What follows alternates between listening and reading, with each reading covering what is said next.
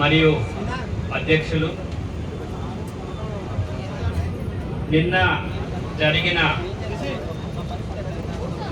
Rally గురించి ఒక మాట చెప్పాలను. జనగామ తన చైతన్యాన్ని చూపించుకుంది.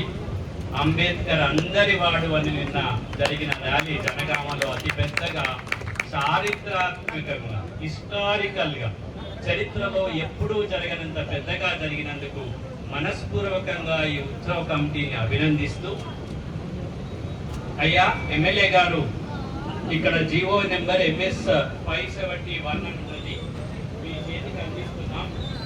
ఈ దీంట్లో ఏముందంటే అంబేద్కర్ భవనానికి 2 ఎకరాల ల్యాండ్ ఇవ్వాలని ఉందని నిన్న నేను కలెక్టర్ గారిని కలిస్తే ఆయన దీని ప్రకారంగా చెక్ లిస్ట్ ప్రకారంగా మీరు ఇవ్వండి అని అన్నారు.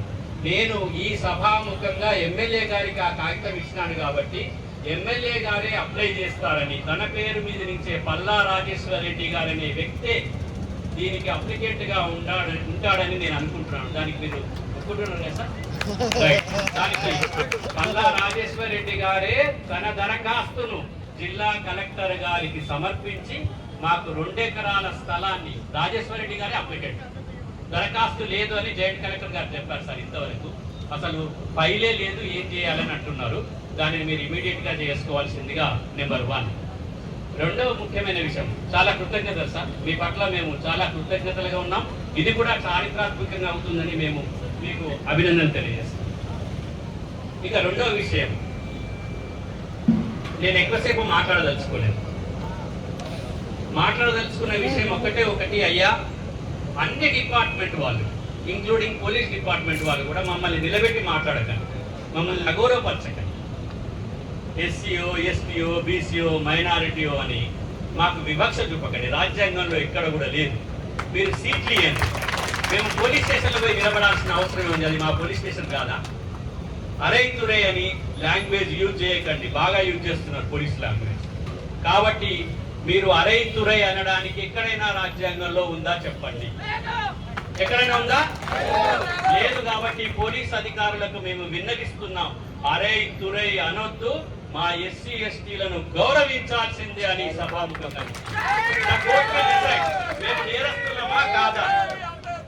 నేరస్తులమా కాదా కోర్టు డిసైడ్ చేస్తుంది, మీరు కాదు డిసైడ్ చేస్తారు.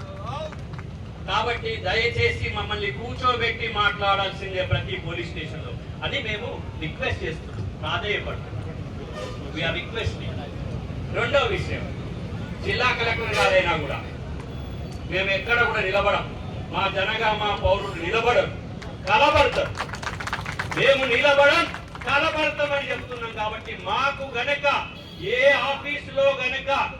ఏ ఆఫీసులోనైనా అమర్యాద జరిగిందంటే అంబేద్కర్ సాక్షిగా వాళ్ళ మీద కేసు వేస్తామని చెప్తున్నాం. కలెక్టర్ అయినా పర్వాలేదు, జాయింట్ కలెక్టర్ అయినా పర్వాలేదు, ఎవరైనా పర్వాలేదు, మనం కూర్చోబెట్టి మాట్లాడాల్సిందే. It is our demand. భారత పౌరులం కాదా? భారత రాజ్యాంగం మనది కాదా? అధికారులదేనా రాజ్యాంగం అని ఎమ్మెల్యే గారి దృష్టికి తీసుకొస్తారు.